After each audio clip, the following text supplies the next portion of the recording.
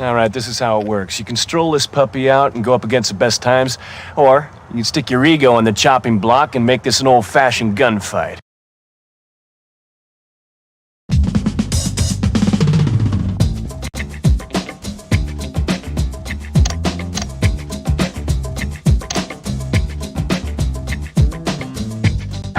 From the tranquility of suburbia,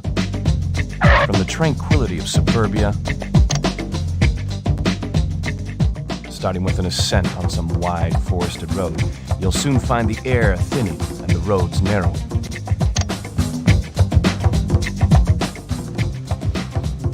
Ah, the smell of the ocean. Yeah, this route starts a meandering run along the coast, winds its way up along some crags, inland through some tight Ah, the smell of the ocean.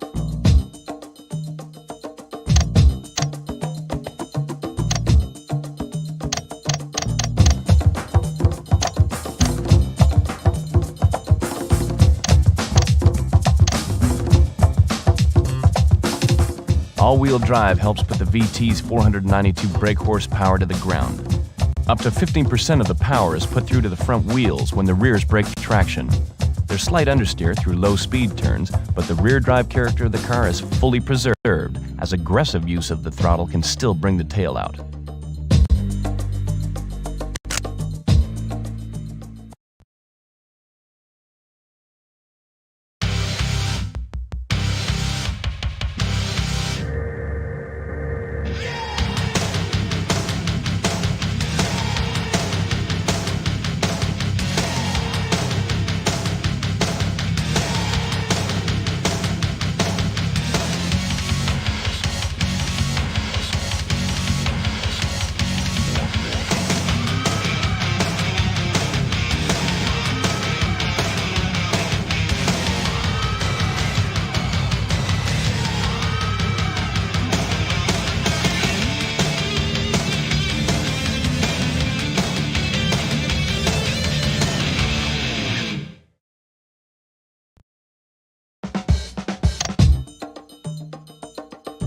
The new 911 still sports the much-loved design. Lift-off oversteer tendencies have been greatly softened by chassis tuning and wide rear tires. In tight, really low-speed corners, the front end will push, but with throttle application, the car is easy to balance as speed.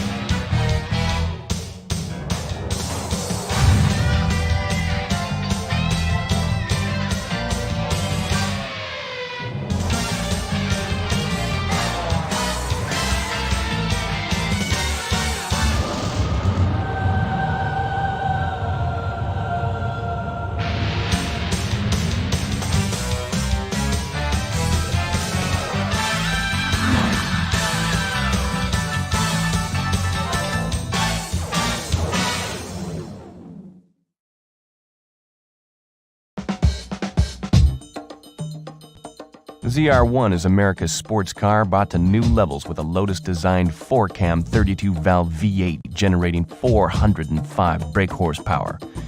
The low stance and wide tires give it a reassuring stability in most situations. Understeer in low-speed corners is minimal, and power on oversteer. A mid-engine Grand Tour, the 512TR is lighter and less massive feeling than the Diablo. The chassis tends to understeer slightly, will power oversteer but doesn't feel especially comfortable doing so. The gated shifter, long part of Ferrari's lore, doesn't like to be rushed.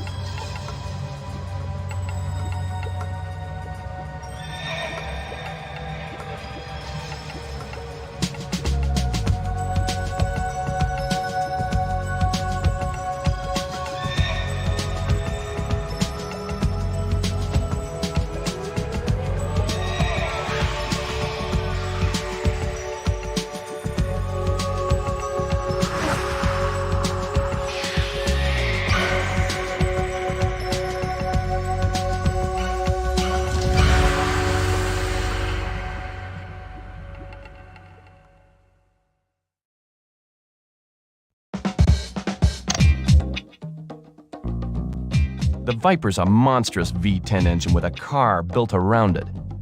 It has very crisp and predictable handling. The massive quantities of torque can be a problem in cornering where a too early application of the throttle can snap the tail end around quicker than you'd like. Of the bunch, the Viper has the most direct race car feel.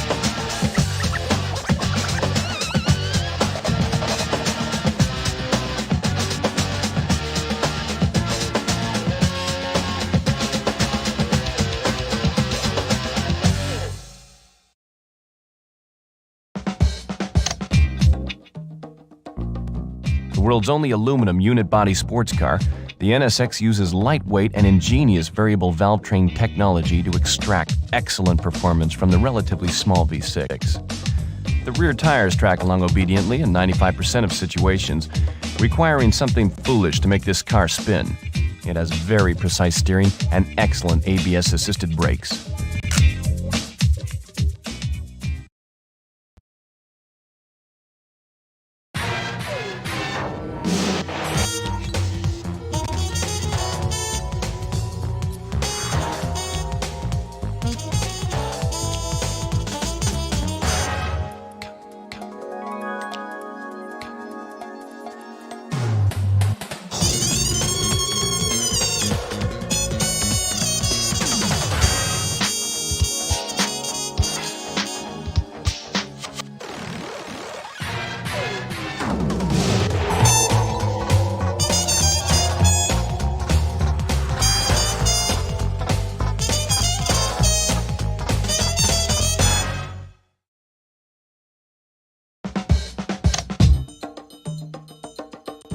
The small size of the RX-7's power plant allows the overall car size to be small and lightweight. The RX-7 is second only to the Viper in its race car-like feel.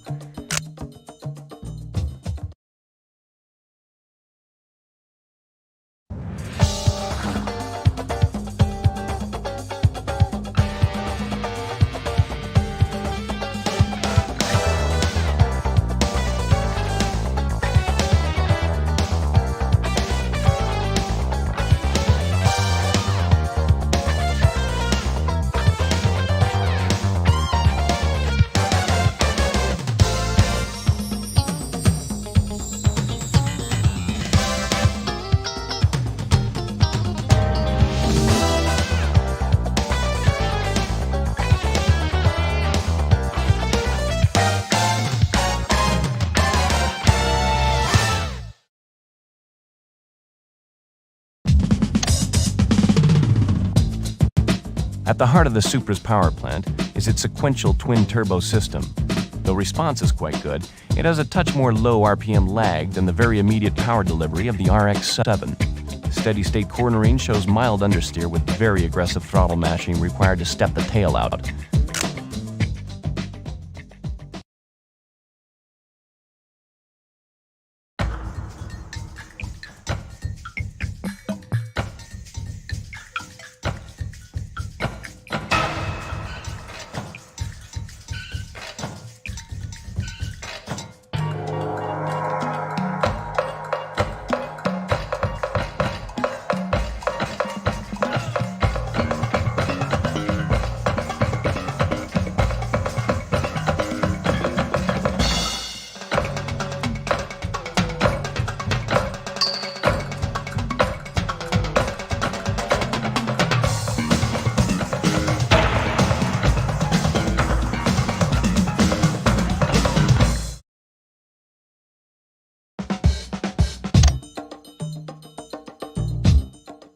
All we